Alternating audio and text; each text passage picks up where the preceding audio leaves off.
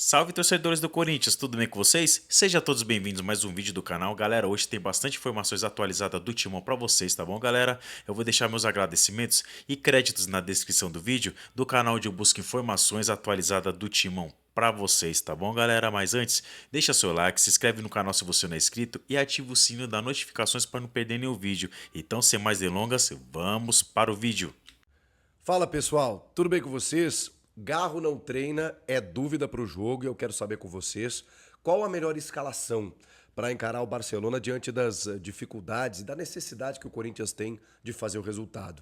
As finais do Campeonato Paulista foram definidas, a gente vai falar de datas, horários e da logística também, porque tem uma data FIFA no meio, uma loucura. Chega mais, eu sou o Chico Garcia, inscreva-se no canal.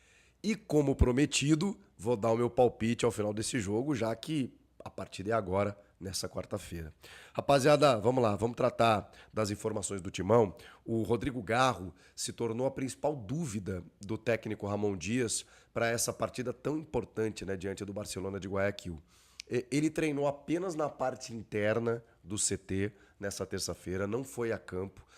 Ele ainda se queixa de dores no joelho, ele tem uma espécie de tendinite no joelho, tem um outro nome, acho que é tendinopatia patelar, né? Mas enfim, eu não quero até me equivocar aqui, mas enfim, é uma espécie de tendinite que não gera uma lesão, mas gera um desconforto, gera muitas dores. O Pedro Ramiro, repórter muito parceiro, que era da Rádio Bandeirantes, está na TV Record agora, gravou um conteúdo na rede social dele, chamando atenção para o fato de que nos bastidores da vitória sobre o Santos, o Garro ele apareceu no vestiário com um curativo no joelho, que é aquele curativo da infiltração, da agulha que entra no joelho, que os jogadores fazem para sentir menos dor ou para não sentir dor, né? Para dar aquela aliviada e o cara poder jogar, né? Poder atuar sem problema nenhum. É uma dificuldade, né? Que atletas com lesões crônicas ou com alguma dificuldade têm que passar. Então, não dá pra gente saber se essa ausência dele na atividade dessa terça-feira foi apenas uma preservação, na medida em que ele tá ok pro jogo, mas quanto menos desgaste, melhor, ou se realmente isso implicaria na ausência dele na partida, o que seria muito ruim, né? Nós estamos falando aí do principal jogador do Corinthians em termos de dinâmica, assistência, finalização, envolvimento ali com o ataque, né? O cara que influencia demais no jogo. E assim, tem uma final para ser disputada no domingo. Então, será que eles não estão trabalhando também pensando nesses dois jogos? Depois tem uma data FIFA que para e o Garro não foi convocado. Então, ele teria esse período aí de uns 10 dias até jogar o jogo da volta, né? Então, talvez o Garro, e é gramado sintético, né? E assim, não quero aqui também ser leviano a respeito disso, mas a gente sabe que tem um impacto diferente, impacto mesmo, né? O jogo no gramado sintético, né? Essa primeira partida no Allianz, já vou falar detalhadamente aí das finais do Paulista com o Palmeiras, mas a gente sabe que o joelho, essas lesões mais ligamentares, mais de joelho, de tornozelo, elas são mais recorrentes no gramado sintético, né? Então, cara, se ele tiver com alguma propensão, né, de lesão, é um negócio complicado. Enfim, vamos pro fato, né? O resto é especulação. Ele não treinou na parte interna, na verdade, né? Não treinou no campo com bola e virou uma dúvida do técnico Ramon Dias para esse jogo diante do Barcelona de Guayaquil. Diante disso, tem alguns outros desfalques, na verdade, além do Garro, o Igor Coronado, né? Que é justamente o cara que poderia fazer a função do Garro. E aí, putz, que azar, né? Porque o Coronado começou o ano recebendo mais oportunidades. A galera até pegou no pé em alguns momentos, em outros ele foi importante. Aí o Garro volta pro time e o Coronado não aparece mais. Aí você pensa, pô, não deu sequência pro Coronado e tal. Aí nesse momento, que talvez ele pudesse ter uma rodagem maior, uma minutagem maior, o cara não pode jogar porque tá com uma lesão muscular. É difícil, é uma pena. O Corinthians nesse treinamento treinou bolas paradas, pelo menos pela informação da assessoria de imprensa, né? O que é fundamental, especialmente a defensiva, e penalidades. Vamos lá, o Corinthians precisa de 3 gols de diferença para levar a decisão para os pênaltis. Poxa, 3-0, né? Se fosse 2. Mas vamos lá que sem pessimismo aqui, né? 3 gols de diferença leva a decisão para os pênaltis e o elenco treinou penalidades também nessa terça-feira. Penalidades tem que treinar sempre, né? Mas vamos lá. Hugo no gol, Mateuzinho na lateral direita, a dupla de zaga, Félix Torres e Gustavo Henrique, que está meio que fixada como uma dupla titular. E na lateral esquerda, falei que era só o Coronado, né? O Fabrício Angileri, né? Que acaba sendo um desfalque. Mesmo que ele não esteja inscrito na Libertadores, já falamos sobre isso, né? Hoje ele é titular absoluto. Então, trata-se de um desfalque, sim. E aí, o Ramon tem o Hugo e o Matheus Bidu. É uma tendência que ele escalhe o Matheus Bidu, né? Até porque o Corinthians será propositivo no jogo, né? Ele precisa buscar o ataque, ele precisa estar depois da linha divisória do gramado. E o Hugo não oferece isso, mas também não pode se expor, porque o Barcelona sabe que ao fazer um gol, ele praticamente inviabiliza qualquer tipo de reação do Corinthians. E o Bidu tem esse problema no aspecto defensivo. Meio de campo, a formação que foi definida contra o Santos, né? O Ranieri de primeiro volante, o Martínez pelo lado direito, o Carrilho pelo lado esquerdo e o Rodrigo Garro na ponta do losango, se ele jogar com o Memphis e o Yuri no ataque. A possibilidade, caso o Garro não jogue, talvez seja do Romero. O Romero que vem entrando bem nas partidas e tal. É curioso que o Thales Magno vem perdendo espaço, né? Pelo menos nessa primeira opção do Ramon. E olha que ele é hoje o vice-artilheiro do time na temporada, né? Porque o Yuri passou ele, mas até então ele era o artilheiro máximo. Mas ele tem jogo aí que ele nem entrou. Será que os caras já sabem que não vão ficar com ele? Que ele, eu sei que o custo dele é muito alto, mas o Corinthians estava tentando uma renovação até o final do ano, pelo menos, né? Ou até o meio do ano que vem, mais um ano de empréstimo junto ao time dele lá nos Estados Unidos, mas não sei. Será que já é um indicativo de que o Corinthians já não conta tanto assim com ele? Porque o Romero meio que puxou essa fila, né? Passou na frente, digamos assim. E tudo bem, o Romero, especialmente na Neoquímica Arena, é um cara que tem jogado bem, tem entrado bem e tem deixado a sua marca, né? Então, provavelmente o Romero seja a primeira opção. O Romero entrando no time, o Memphis, ele volta.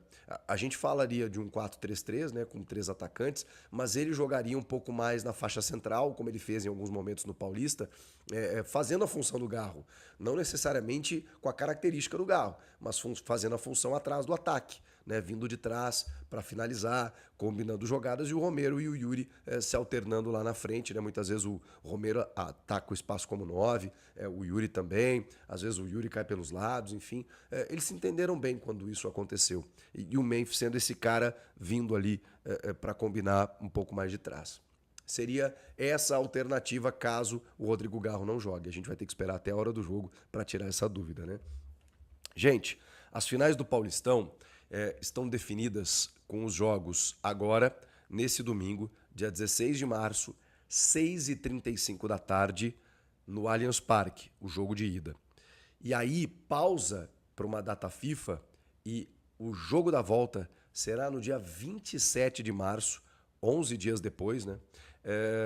Na Neoquímica Arena, às 9h35 da noite.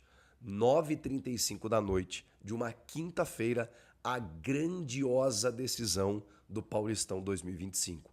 Um Corinthians e Palmeiras para ninguém botar defeito. Mas que tarde, né? Caramba, estaremos aqui na nossa live pós-jogo, adentrando a madrugada, dependendo do que acontecer, né? Vamos ver se o Corinthians confirma o título ou se o Palmeiras confirma o tetracampeonato. Vai ser demais. Esse primeiro jogo, o Palmeiras joga em casa, e depois o Corinthians tem a primazia de decidir na sua casa, lá na Neoquímica Arena. Essas finais, elas terão uma novidade. A arbitragem ainda não foi definida, né, para os 2 jogos. E a gente já começa a se preocupar, né? Porque a arbitragem no Campeonato Paulista ela deixou a desejar em vários aspectos. Vocês viram o que aconteceu na semifinal entre Palmeiras e São Paulo. Com o VAR também tendo muitas dificuldades, não sabendo a hora que entra, uma interpretação equivocada. Os árbitros em campo também, o próprio Matheus Candançan, que é um dos cotados, né, para expulsar o Zé Ivaldo, ele precisou do recurso do VAR naquela entrada do Yuri. No campo ele não interpretou como lance para vermelho. É muito preocupante o momento da arbitragem brasileira e a paulista é dita como referência, né? Então, aí eu me preocupo mesmo. Mas tem uma novidade.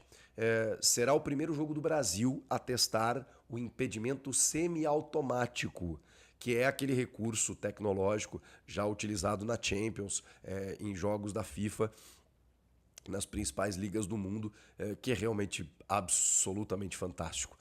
Aquele ali não tem dúvida, né? Porque em muitas, na La Liga, por exemplo, eu lembro de um lance recente que pegou a ponta da chuteira, assim, do calcanhar, e o cara estava impedido por isso. É isso, né?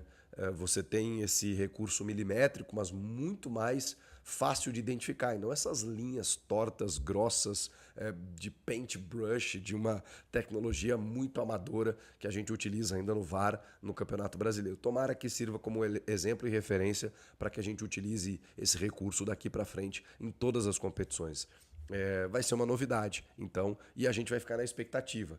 Eu acho que não tem muito como fugir do Rafael Claus no segundo jogo, e no primeiro eu confesso que eu tenho dúvidas, porque o Flávio Rodrigues de Souza é um dos principais, e ele já se queimou totalmente pelo que aconteceu na semi.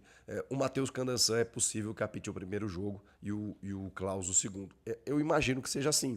Se não, será a Edna Batista, ou a Daiane Muniz, que também são duas árbitras muito bem cotadas.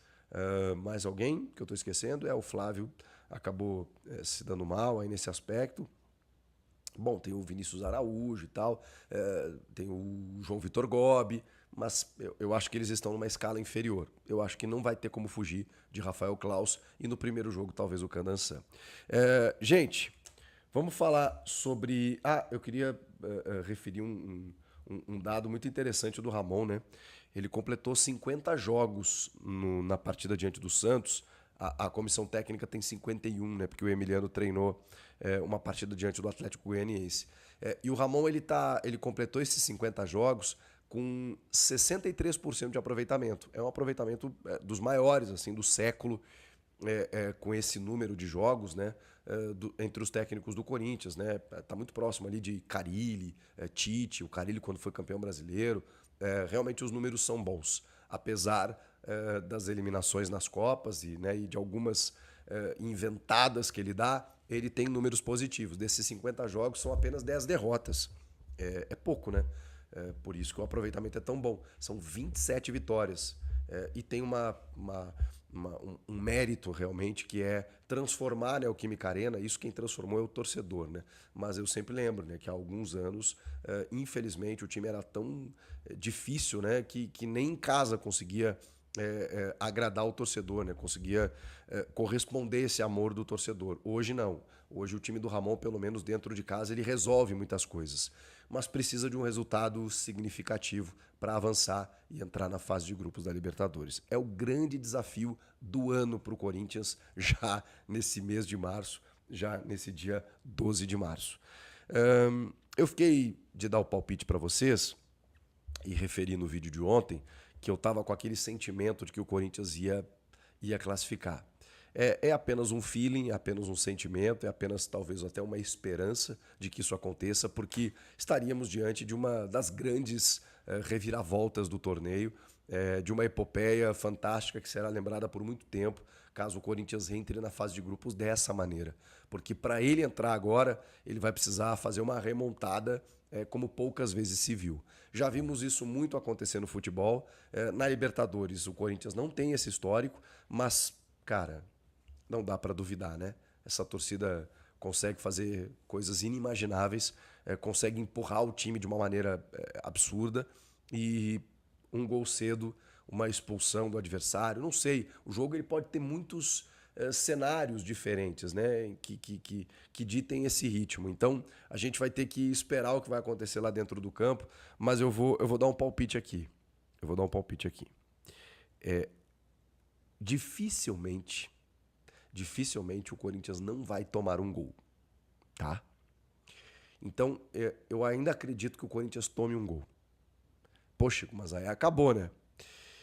Eu não sei em que momento esse gol vai acontecer, mas eu tô apostando num 4-1, 4-1, e claro, com o Corinthians passando nos pênaltis, com o Hugo Souza brilhando e o Corinthians avançando para a fase de grupos.